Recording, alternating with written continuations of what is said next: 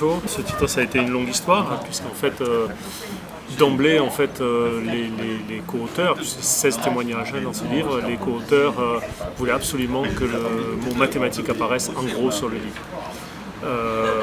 Déambulation, vous ne voyez pas pourquoi, sensible, non c'est pas sensible, enfin on fait des maths, on parle de maths, voilà. Et ça a été donc un gros travail d'expliquer que les mathématiques, pour certaines personnes, ça peut être un repoussoir finalement dans le titre.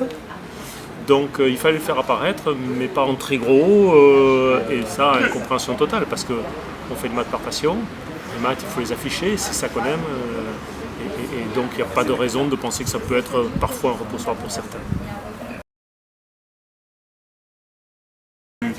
Du lycéen finalement au retraité dans ce livre, on a un peu tout type de témoignages.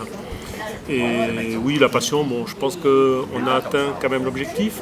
Ce qui ressort de ces différents témoignages, c'est effectivement la passion qu'on prend à explorer tous ces terrains, parfois vierges, parfois pas vierges.